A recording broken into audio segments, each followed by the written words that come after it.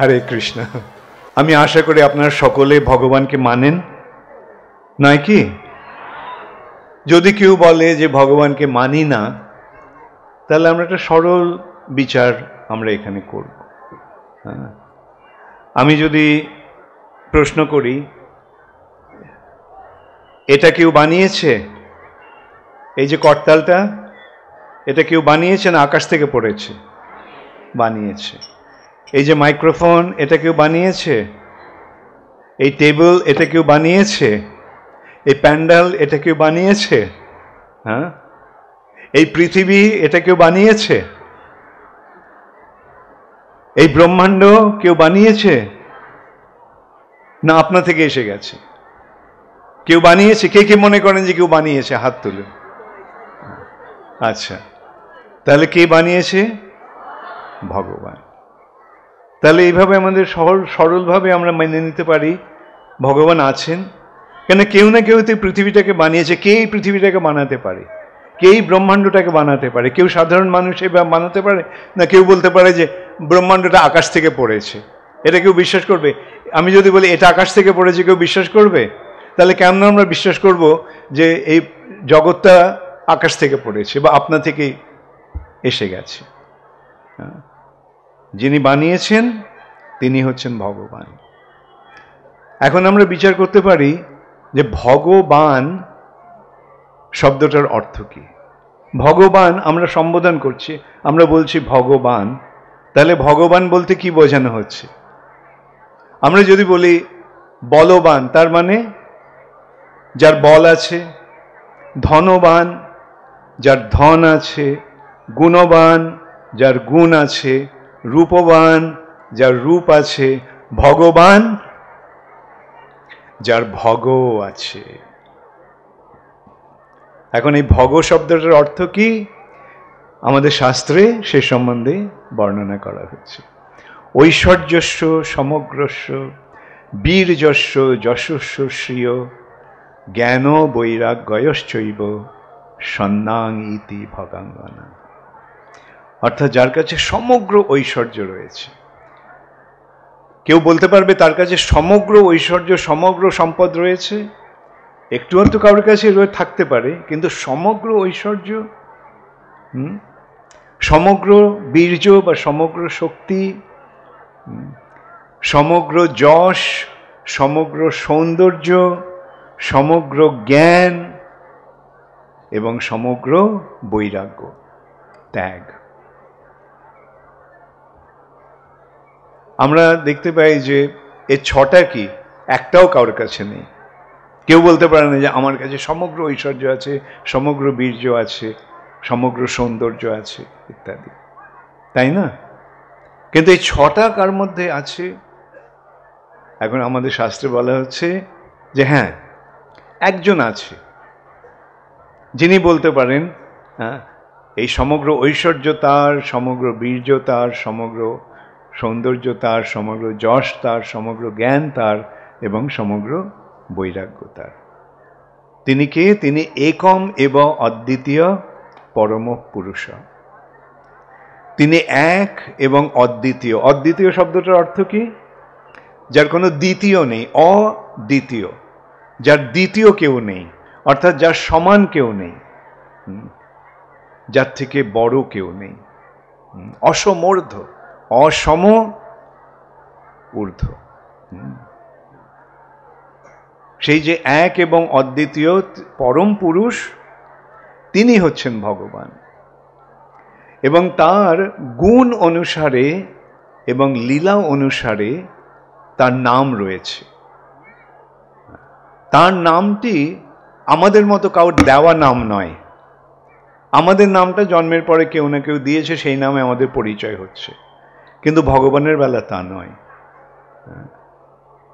কি তার ভক্তরা তার গুণ অনুসারে বা যারা তাকে জানে, তারা তার গুণ অনুসারে এবং তার নাম অনুসারে তাকে সম্বোধন করেন। তার প্রতিটি নাম একটা বিশেষ তার গুণবাচক বা লীলাবাচক। যেমন তার নাম কৃষ্ণ। কৃষ্ণ, এই কৃষ্ণ নামটির অর্থ কি? কর্ষতি ইতি কৃষ্ণ, যিনি সকলকে আকর্ষণ করেন তিনি হচ্ছেন কৃষ্ণ। ভগবান সকলকে আকর্ষণ করেন, হ্যাঁ, তাই তিনি কৃষ্ণ। তিনি সকলকে আনন্দ দান করেন, ভগবান সকলকে আনন্দ দান করেন, তাই তিনি রাম, রাম। তিনি সমস্ত জীবের আশ্রয়, তাই তিনি নারায়ণ। তিনি সমস্ত জগতের, এই জড় জগতের সৃষ্টিকর্তা, তাই তিনি বিষ্ণু। আবার তার লীলা অনুসারে তিনি লীলা বিলাস করছেন নন্দ মহারাজের পুত্র রূপে, তাই তার নাম নন্দ নন্দন, নন্দ দুলাল, যশোদা দুলাল, গোপীনাথ। এইভাবে ভগবানের গুণ অনুসারে এবং লীলা অনুসারে তার নাম রয়েছে। এবং ভগবানের গুণ কি সীমিত না অসীম? অসীম। ভগবানের গুণ অন্তহীন, তাই তার নামও অন্তহীন। তার লীলাও অন্তহীন, তাই তার লীলাও তাই তার নামও অন্তহীন। এইভাবে আমাদের ভগবানকে জানতে হবে।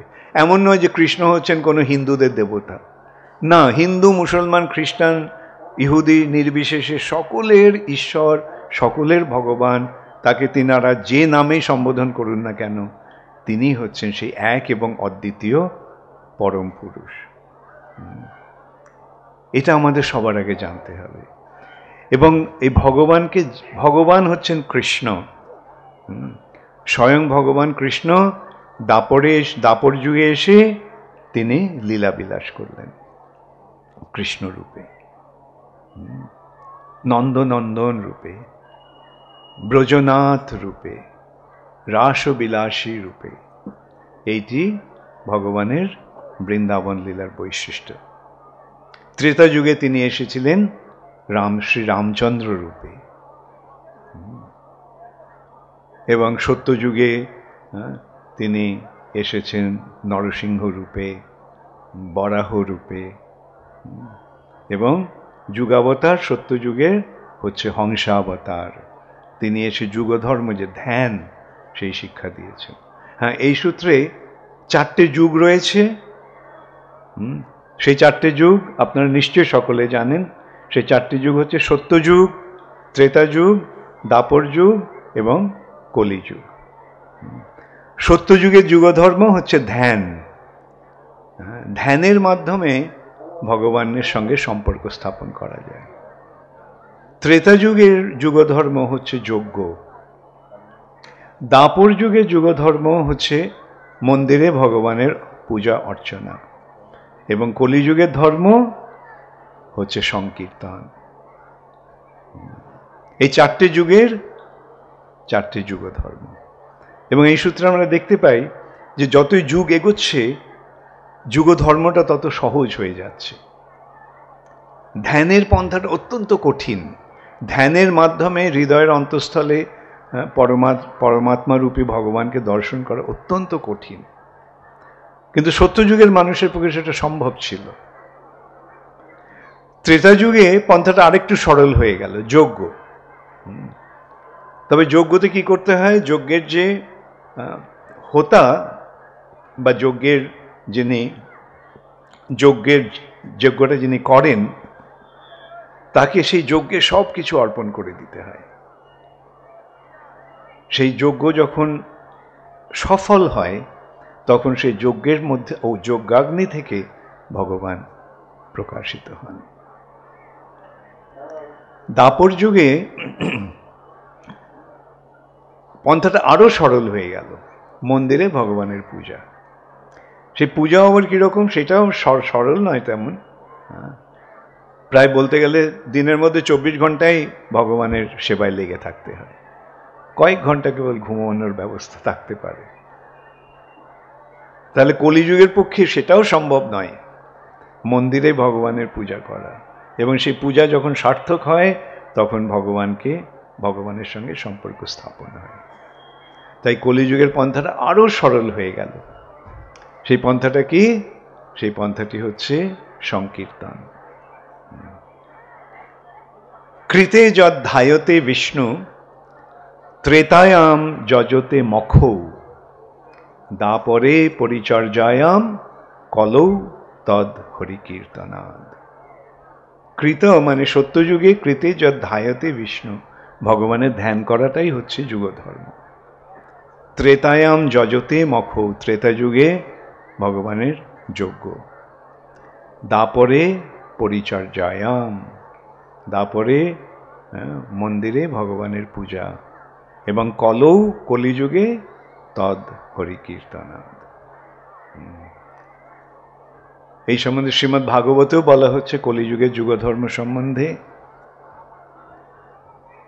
কলের দোষে নিধে রাজন, নবযোগেন্দ্র মহারাজ নিমিকে উপদেশ দিচ্ছেন যে কলের দোষে নিধে রাজন অস্তিহি এক মহান গুণ কীর্তনাদেব কৃষ্ণস্য মুক্ত সঙ্গ পরম ব্রজেত। কলের দোষে নিধে রাজন, হে মহারাজ, এই কলিযুগটা হচ্ছে দোষের বা পাপের নিধি, পাপের শিরোমণি হচ্ছে এই কলিযুগ, পাপের সমুদ্র হচ্ছে এই কলিযুগ। কিন্তু এই কলিযুগের একটা মহান গুণ রয়েছে, অস্তি মানে আছে, হি অবশ্যই, এক মহান গুণ, একটা মহৎ গুণ রয়েছে, একটা মহান গুণ রয়েছে কলিযুগে, সেটা কীর্তনাবদেব কৃষ্ণস্য মুক্ত সঙ্গ পরম ব্রজেত। ভগবানের নাম কীর্তনের ফলে এই জড়জগতের বন্ধন থেকে মুক্ত হয়ে আমরা পরাগতি লাভ করতে পারি, পরম গতি লাভ করতে পারি, অর্থাৎ ভগবত ধামে ফিরে যেতে পারি। বৃহৎ নারদীয় পুরাণেও বলা হচ্ছে হরের নাম হরের নাম হরের নামৈব কেবলম কলৌ নাস্তে বা নাস্তে বা নাস্তে বা গতিরন্যথা। এই কলিযুগে এই হরিনাম ছাড়া আর কোনো গতি নেই, আর কোনো গতি নেই, আর কোনো গতি নেই। এখন এই যুগধর্ম প্রবর্তন করার জন্য কৃষ্ণ এলেন কলিযুগে। কৃষ্ণ কিভাবে এলেন কলিযুগে? তিনি ভগবান রূপে এলেন না, তিনি ভক্ত রূপে এলেন, এবং সেই ভক্তরূপী ভগবান কে? শ্রী কৃষ্ণ চৈতন্য মহাপ্রভু। যেহেতু কলিযুগে অনেক অসৎ অজ্ঞ ব্যক্তিরা নিজেদের ভগবান বলে প্রচার করার চেষ্টা করবে বা করছে, সেই জন্য ভগবান কলিযুগে ভগবান হয়ে এলেন না, তিনি ভক্তরূপে এসে শেখাচ্ছেন কে ভগবান। তিনি দেখিয়ে দিচ্ছেন ওই কৃষ্ণস্তু ভগবান স্বয়ং, এই কৃষ্ণই হচ্ছেন ভগবান। এই সূত্রে আমাদের পরমারাধ্য গুরুদেব শ্রীল প্রভুপাদের একটা সুন্দর দৃষ্টান্ত আমার মনে পড়ছে। বম্বেতে প্রভুপাদ তখন ছিলেন। বম্বের একজন বিশিষ্ট ব্যক্তি আমি বলবো না, এক বিশিষ্ট ব্যক্তির পুত্র প্রভুপাদের সঙ্গে সাক্ষাৎ করতে এসেছেন। তো এসে বলছেন যে আমি অমুক ভগবানকে মানি, আমি অমুক ভগবানের অনুগামী। প্রভুপাদ বললেন, ও তাই নাকি, তোমার ওই ব্যক্তিটি ভগবান? আচ্ছা, তাহলে আমার একটা চ্যালেঞ্জ আমি তোমার ভগবানকে দিচ্ছি। কি চ্যালেঞ্জ? না, তুমি বলো যে ওই টেবিলটা বাঁ হাত দিয়ে তুলে 7 মিনিট ধরে রাখতে হবে, এক হাতে টেবিলটা তুলে 7 মিনিট ধরে রাখতে হবে। তো সেই ভদ্রলোক গিয়ে সেই তথাকথিত ভগবানকে গিয়ে বলেছে যে ভক্তিবেদান্ত স্বামী আপনাকে একটা চ্যালেঞ্জ পাঠিয়েছে। কি না, এই টেবিলটা আপনি বাঁ হাত দিয়ে তুলে 7 মিনিট এটাকে ধরে রাখতে হবে। তো বললেন সেটা কি করে সম্ভব? তো সেই ব্যক্তিটি প্রভুপাদের কাছে গিয়ে বলেছে যে এইটাই তার উত্তর ছিল, সেটা কি করে সম্ভব। তখন প্রভুপাদ বললেন যে দেখো, কৃষ্ণ 7 বছর বয়সে গিরি গোবর্ধন বাঁ হাত দিয়ে তুলে 7 দিন ধরে রেখেছিল। তাহলে কৃষ্ণ যদি 7 দিন ধরে একটা পর্বত তুলে রাখতে পারে, তাহলে তোমার তথাকথিত ভগবান একটা টেবিল তুলে 7 মিনিট রাখতে পারে না? তো এইভাবে আমাদের বুঝতে হবে কে প্রকৃত ভগবান। ভগবানকে ভগবান বলে চিনতে হবে। জীব আর ভগবান এই দুয়ের মধ্যে পার্থক্য রয়েছে। আমরা হচ্ছে জীবাত্মা, আর তিনি হচ্ছেন পরমেশ্বর বা পরম আত্মা, পরম ঈশ্বর। এই সম্বন্ধে আমাদের শাস্ত্রে একটা সুন্দর দৃষ্টান্ত দেওয়া হচ্ছে যে সূর্য আর সূর্য কিরণ। সূর্যের কিরণ, সূর্যের থেকে যে কিরণগুলো বেরোচ্ছে, সূর্য রশ্মি, সেগুলি ছোট ছোট সূর্যের কিরণ কণা, তাই না? গুণগতভাবে সেগুলি সূর্যের সঙ্গে এক। সূর্যের যেমন আলো আছে, কিরণের আলো আছে, সূর্যের তাপ আছে, কিরণের তাপ আছে। কিন্তু কেউ কি বলে যে কিরণটা সূর্য? কিরণটা হচ্ছে সূর্যের অংশ। তেমনি কৃষ্ণ হচ্ছেন পূর্ণ, আর আমরা হচ্ছে তার অংশ। গুণগতভাবে আমরা এক, কিন্তু আয়তনগতভাবে আমরা ভিন্ন। যেমন এক বিন্দু জল আর একটা সাগর, দুটোই জল। সাগরের গুণ বিন্দুতেও রয়েছে, আবার সাগরেও রয়েছে, কিন্তু বিন্দুটা ক্ষুদ্র আর সাগরটা অসীম। এইভাবে আমাদের ভগবানের সঙ্গে আমাদের পার্থক্যটা উপলব্ধি করতে হবে, বুঝতে হবে। জীব কখনো ভগবান হতে পারে না। জীব দুটো অবস্থায় থাকতে পারে, বদ্ধ অবস্থায় থাকতে পারে অথবা মুক্ত অবস্থায় থাকতে পারে। যখন আমরা ভগবান থেকে বিচ্ছিন্ন হয়ে যাই, তখন আমরা বদ্ধ জীব বা জড়জগতের বন্ধনে আবদ্ধ জীব। আর যখন আমরা ভগবানের সঙ্গে যুক্ত থাকি, তখন আমরা মুক্ত জীব। এই সম্বন্ধে আমাদের শাস্ত্রে খুব সুন্দর একটা দৃষ্টান্ত আছে। আগুনের স্ফুলিঙ্গ,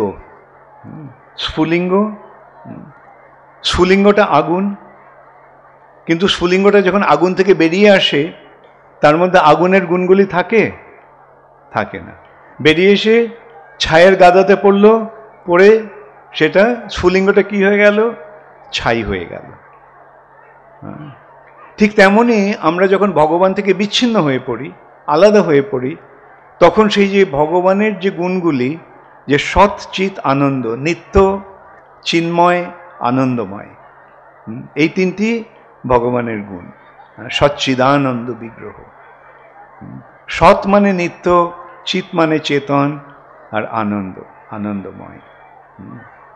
এই যে গুণটি, তিনটি চিন্ময় গুণ, এগুলো আমরা হারিয়ে ফেলে আমাদের এই যে চিন্ময় স্বরূপ, যে আমরা যে আত্মা, সেটা ভুলে গিয়ে আমরা আমাদের দেহটাকে আমাদের স্বরূপ বলে মনে করি।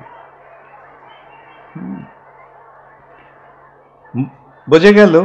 আগুন থেকে বেরিয়ে এসে ছায়ে গাদায় পড়ে ছাই হয়ে গেল। আমরা চিৎ জগৎ থেকে বেরিয়ে এসে এই জড় জগতে পড়ে জড় হয়ে গেছি। এই জড় শরীরটাকে আমাদের স্বরূপ বলে মনে করছি, কিন্তু এই শরীরটা কি আমি? এই শরীরটা আমাদের স্বরূপ নয়। আমাদের স্বরূপে আমরা আত্মা বা আত্মা। সে আত্মা যতক্ষণ শরীরে আছে ততক্ষণ জীবন আছে। আত্মা যখন শরীর থেকে চলে যায় আর শরীরে জীবন থাকে, শরীরটা তখন মরে যায়, মৃত। আত্মা যখন একটা নতুন শরীর গ্রহণ করে, সেটা হচ্ছে জন্ম। আর আত্মা যখন পুরনো শরীর ছেড়ে চলে যায়, সেটা হচ্ছে মৃত্যু। তো এইভাবে আমাদের বুঝতে হবে যে এই শরীরটা হচ্ছে একটা আবরণ। আচ্ছা, আপনারা এখানে কে কে ভগবদ গীতা পড়ছেন? হাত তুলেন। খুব সুন্দর, খুব ভালো। আচ্ছা, ভগবদ গীতাতে ভগবান কি বলছেন? জীর্ণানি বাসাংসি যথা বিহায় নবানি গৃহাতি নরপরাণি তথা শরীরানি বিহায় জীর্ণানি অন্যানি সংজাতি নবানি দেহি। অর্থাৎ বাসাংশী, বসন কাপড়টা যখন পুরনো হয়ে যায়, আমার পোশাকটা বসনটা যখন পুরনো হয়ে যায়, তখন কি করি? সেই পুরনো কাপড়টা ছেড়ে আমরা নতুন কাপড় পরি। হ্যাঁ, ঠিক তেমনি এই তথা শরীরানি বিহায় জীর্ণানি, এই শরীরটা যখন জীর্ণ হয়ে যায়, পুরনো হয়ে যায়, হ্যাঁ, তথা শরীরানি বিহায় জীর্ণানি অন্যানি সংজাতি নবানি দেহি, আমরা একটা নবানি দেহি, একটা নতুন দেহ ধারণ করি। এইটি হচ্ছে জন্ম মৃত্যুর রহস্য। যতক্ষণ আত্মা আছে ততক্ষণ জীবন আছে, যখন আত্মা শরীরটা ছেড়ে চলে যাচ্ছে তখন এই শরীরটা মৃত বা অচেতন, জড়। তাহলে এই শরীরের সঙ্গে আত্মার সম্পর্কটা কি? যেমন আমাদের সঙ্গে এই আমাদের পোশাকটার সম্পর্ক, আমরা এটা পরে আছি। কেউ কি বলবে যে আমার এই কাপড়টা আমি? হ্যাঁ, না। অথবা যে কাপড়টা আপনার পরে আছেন সেটা আপনি, আপনার স্বরূপ না। ঠিক তেমনি এই শরীরটা আমাদের স্বরূপ নয়, এই শরীরটা আত্মার একটা আবরণ। তাহলে আমার স্বরূপে আমি কে? আমার স্বরূপে আমি হচ্ছে সেই চিন্ময় আত্মা, যে হচ্ছে ভগবানের অংশ। আচ্ছা, তাহলে আমি আবার সেই পুরনো দৃষ্টান্ত, আগের দৃষ্টান্তটাতে চলে যাচ্ছি। স্ফুলিঙ্গটা আগুন থেকে বেরিয়ে এসে ছায়ের গাদায় পড়েছে, পড়ে কি হলো? আগুন আছে না ছাই হয়ে গেছে? ছাই হয়ে গেছে। ঠিক তেমনি আমরা ভগবান থেকে বিচ্ছিন্ন হয়ে যাওয়ার ফলে এই জড়জগতের বন্ধনে আবদ্ধ হয়ে আছি। এই শরীরের বন্ধন, মনের বন্ধন, হ্যাঁ, আত্মীয় স্বজন, বন্ধু বান্ধব ইত্যাদির বন্ধন, এই সময়গুলো হচ্ছে জড় বন্ধন। এইটাই হচ্ছে আমাদের এই জড়জগতের বন্ধন। এখন স্ফুলিঙ্গটা ছায়ের গাদায় পড়ে ছাই হয়ে গেছে, কিন্তু এখন যদি স্ফুলিঙ্গটা নিয়ে আবার আগুনের মধ্যে ফেলা হয় তাহলে কি হবে? আবার সেটা আগুন হয়ে যাবে, তাই নয় কি? হ্যাঁ, তার আগুনের গুণগুলো তার মধ্যে আবার ফিরে আসবে।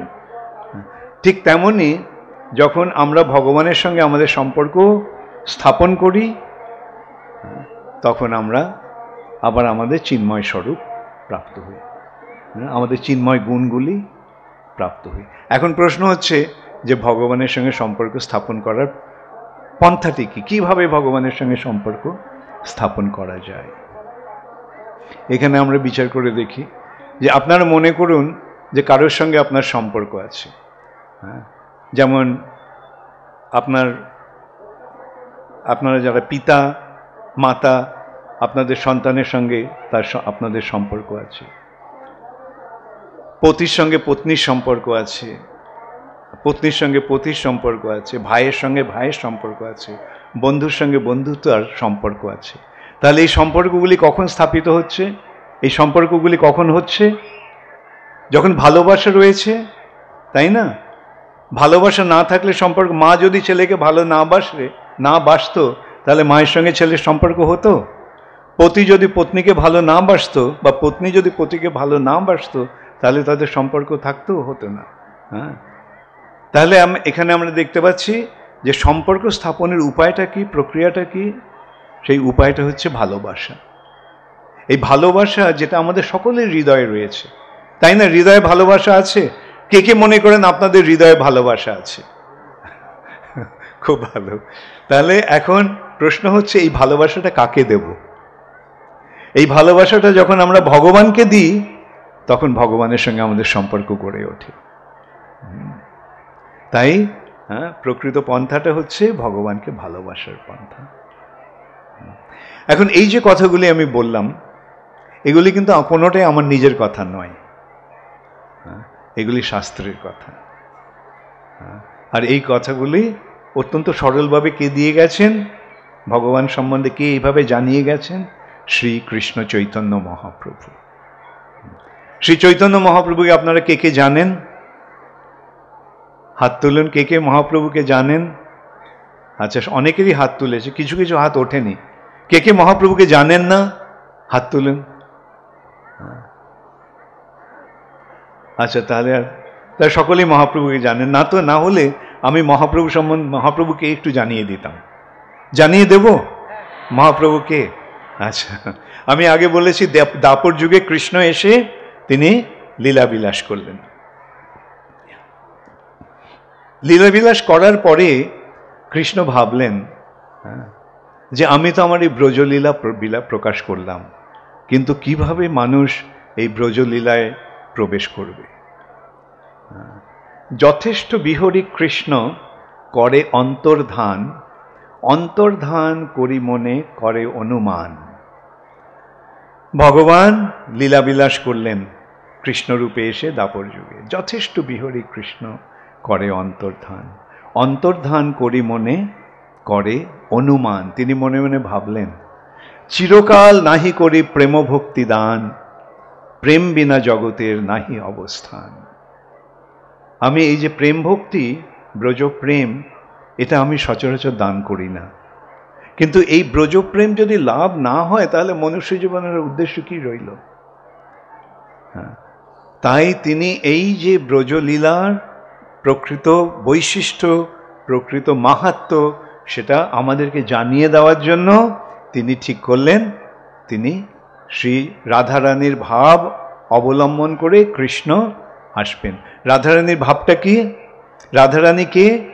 রাধারানী হচ্ছেন কৃষ্ণের সবচেয়ে অন্তরঙ্গ ভক্ত, সবচেয়ে বড় ভক্ত হচ্ছেন শ্রীমতী রাধারানী। তাহলে রাধারানীর ভাব মানে কোন ভাব? ভক্তি ভাব। রাধারানীর ভাব আর রাধারানীর অঙ্গকান্তি। রাধারানীর গায়ের রংটা কেমন? রাধারানীর অঙ্গকান্তি কেমন? তপ্ত কাঞ্চন গৌরাঙ্গী রাধে বৃন্দাবনেশ্বরী। রাধারানীর গায়ের রংটা হচ্ছে কাঁচা সোনার মতো।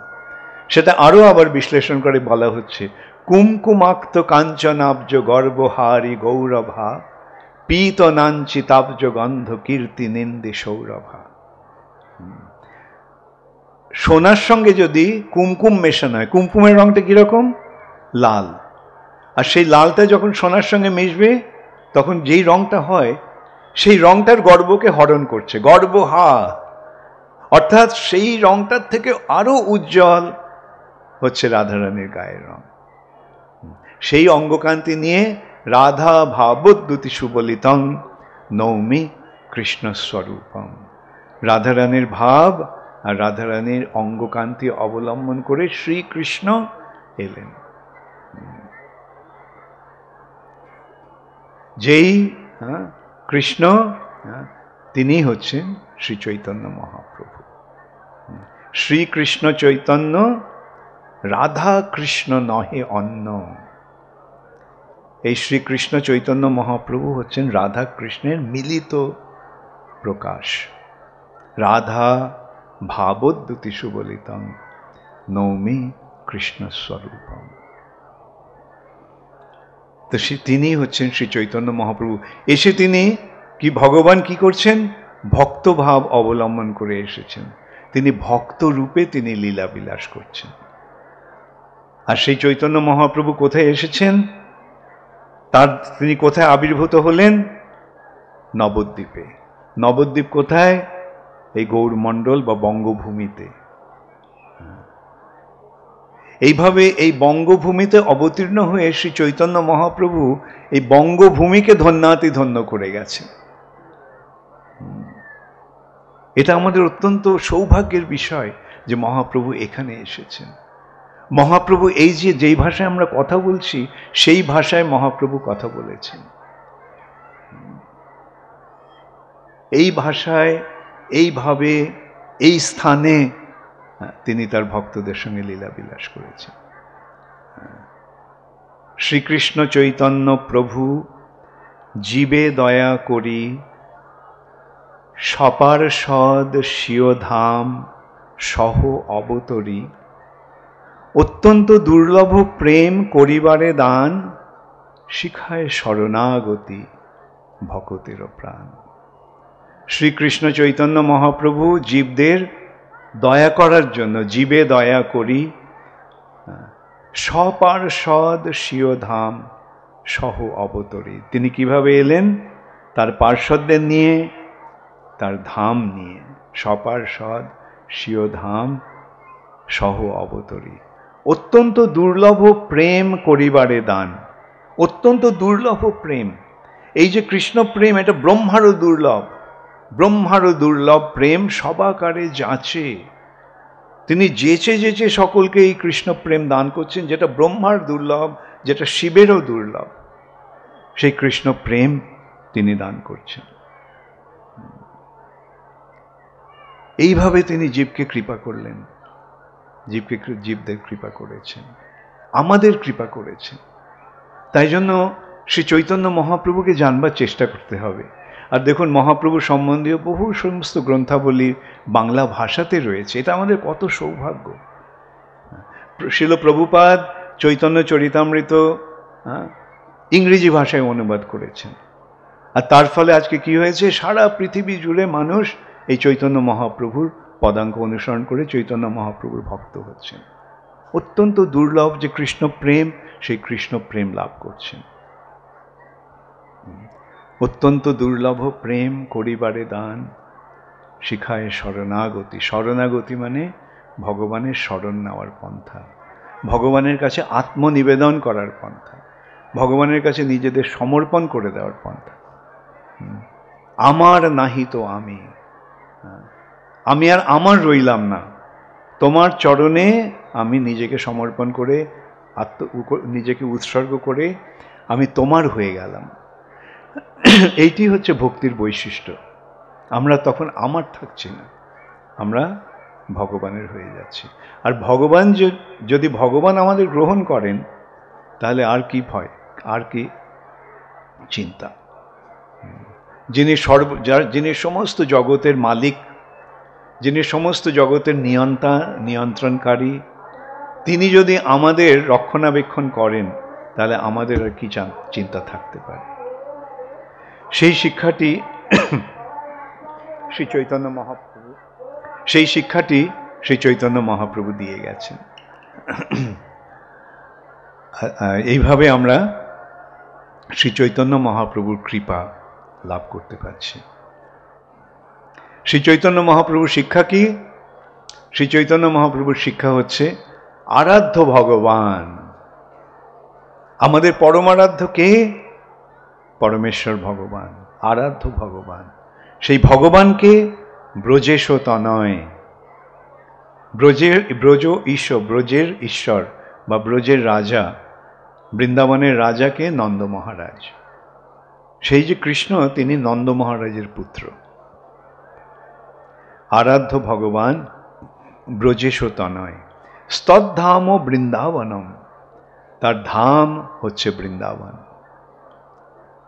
তিনি কোথায়? তার ধাম মানে তিনি কোথায় নিরন্তর বিরাজ করেন? বৃন্দাবনে। স্তদ্ধাম বৃন্দাবনম।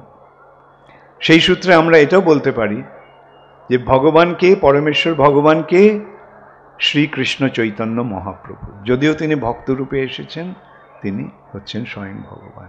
তার ধাম কোনটা? তার ধাম নবদ্বীপ। বৃন্দাবন যেমন মথুরা মণ্ডলে, নবদ্বীপ গৌর মণ্ডলে। অতএব নবদ্বীপ আর বৃন্দাবনে কোনো পার্থক্য নেই, কোনো ভেদ নেই। স্তদ্ধাম বৃন্দাবনম। রম্মা কাচিদ উপাসনা ব্রজবধূ বর্গেন যা কল্পিতা। ব্রজবধূ মানে ব্রজ গোপীরা যেভাবে ভগবানের আরাধনা করেছিলেন, সেটি হচ্ছে সবচাইতে অন্তরঙ্গ আরাধনা, সর্বশ্রেষ্ঠ আরাধনা। রম্মা কাচিদ উপাসনা ব্রজবধূ বর্গেন যা কল্পিতা।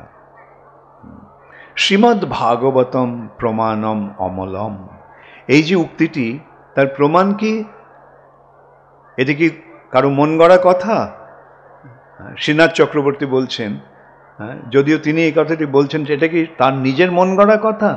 না, মহাপ্রভুর পার্ষদ শ্রীনাথ চক্রবর্তী বলছেন যে শ্রীমদ্ ভাগবতম প্রমাণম অমলম।